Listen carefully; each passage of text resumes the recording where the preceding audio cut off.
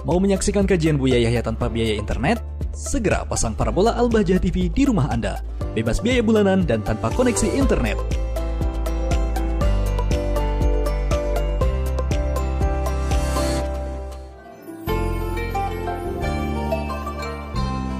Bismillahirrahmanirrahim. Assalamualaikum warahmatullahi wabarakatuh. Assalamualaikum warahmatullahi wabarakatuh. Allahumma sholli ala sayyidina Muhammad wa ala ali sayyidina Muhammad. Afwan Buya, izin bertanya, sejauh manakah batasan dan aturan bagi seorang perempuan dalam berdakwah atau berceramah, Buya?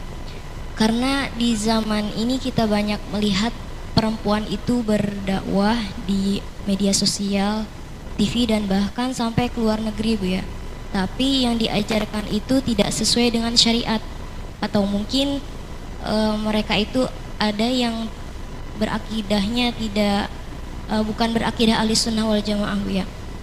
Maka salahkah jika ada seorang perempuan yang berakidah benar dan paham syariat, mempunyai kiat dan semangat untuk berdakwah semacam itu, Buya? Syukron, Buya, mohon bimbingannya. Wassalamualaikum warahmatullahi wabarakatuh. Assalamualaikum warahmatullahi wabarakatuh.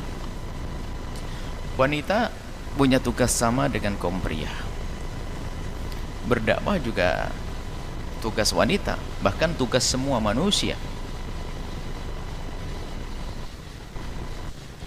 Ini adalah tugas semuanya. Hanya untuk bagi wanita tentu ada hal-hal yang harus ada beberapa rambu-rambu untuk menjaga kehormatan, kemuliaan, kebaikan di dalam diri dan keluarganya, maka harus ada rambu-rambu tambahan. Misalnya wanita di saat akan berjuang dalam berdakwah, mungkin keluar dari rumahnya, dia harus ada jaminan bahwasanya suaminya adalah mengizinkannya. Kalau suami tidak mengizinkan, sudah hawa nafsu. Mengabdi kepada suami kalau tujuannya untuk mendapatkan pahala, mengabdi kepada suami sudah pahala kok. Suaminya harus mengizinkan. Kemudian di dalam urusan berdakwah, urusan dengan orang banyak, dia harus bisa memastikan bahwasanya kewajiban-kewajiban yang sifatnya khusus tidak akan terbengkelai. Kewajiban khusus adalah misalnya kewajiban kepada anak dan sebagainya, asal hadonah, menyusu dan sebagainya. Setelah itu boleh, dan hendaknya tidak dengan hawa nafsu. Kemudian setelah itu tempat dakwahnya harus sesuatu yang terhormat.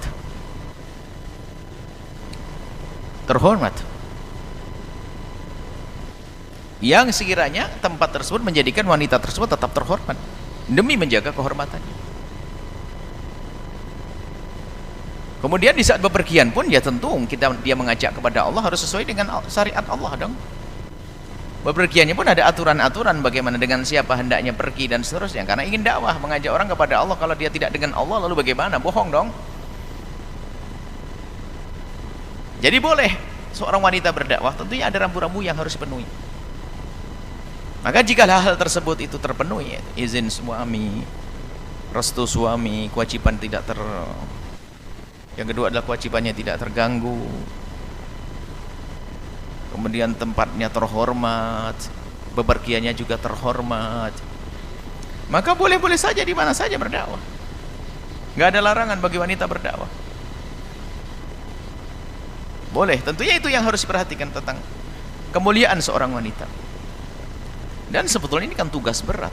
Kita kan berdakwah bukan sekedar action kan begitu. Ini bukan mencari ketenaran, bukan mencari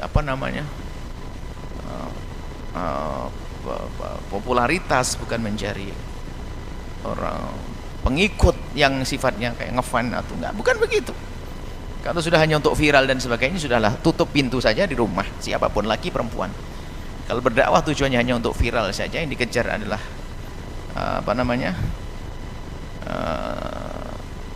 yang kejar adalah ketenaran, maka lebih baik dia kunci pintu di rumahnya. Memang itu perlu niat yang serius, sungguh-sungguh. Jadi boleh wanita kalau berdakwah, harus ada rambu-rambu yang perlu dipatuhi. Karena wanita itu adalah istimewa, harus dijaga, dimuliakan, dihormati, dihargai. Jangan sampai dia itu adalah keluar dari jalur-jalur kemuliaan. Nah, biasanya akan muncul wanita yang berdakwah sudah keluar dari jalur itu karena yang dikejar bukan Allah lagi. Na'udzubillah, mungkin duit yang dicarinya. Na'udzubillah. Kalau sudah seperti itu, ya maka ya bukan Allah yang dicari. Karena mungkin dia menjadi sudah ustadzah yang terkenal kesana kemari terkait yang undangan sana sini dan sebagainya, sehingga dia lupa dengan syariat Nabi SAW. Maka ketahuilah tidak akan menghantarkan hamba-hambanya kepada Allah, karena dia sendiri tidak dengan Allah Subhanahu Wa Taala. Bersemangatlah semua wahai para wanita untuk selalu berjuang dan berdakwah. Kemudian yang harus dipahami, dakwah itu jangan difahami hanya dengan ceramah. Bahkan ceramah itu adalah salah satu media dakwah yang membawa fitnah besar bagi orang yang tidak waspada. Tapi intinya dakwah itu menyampaikan pesan kemuliaan dengan apapun. Mimbar ini mengerikan sekali. Kadang orang hitung-hitungan jamaah gede, jamaah banyak, gede-gedean jamaah, rusaklah hatinya. Dan semua dari juru dakwah pun harus tetap belajar bagaimana membersihkan hatinya, menjauhkan hatinya dari sifat-sifat sombong, ujub. Ingat, dakwah bukan hanya sekedar di mimbar. Bahkan sebagian para juru-juru dakwah yang tulus itu berharap kalau seandainya dakwah tidak harus pakai mimbar, cukup di kamar sambil mengadu kepada Allah, beres nih, saya itu yang akan dipilih, nggak capek sana sini. Tapi ternyata dakwah harus berkumpul dengan orang, bertemu dengan orang, maka mereka malah menjalani itu semua kadang dengan penuh kesedihan, karena takut dia masuk wilayah sombong, karena semua orang menganggap dia hebat, mulia, masya Allah lah ini, di mana-mana disanjung, masuk sana sini semua orang menghormatinya karena dia menjadi kiai terkenal. Bisa saja kepleset bersama setan, lalu dia merasa dirinya masyhur, menjadi segala-galanya, hebat, sombong, tidak akan masuk surga. Naudzubillah. Semoga Allah menjaga semuanya. Wallahu a'lam bishawab.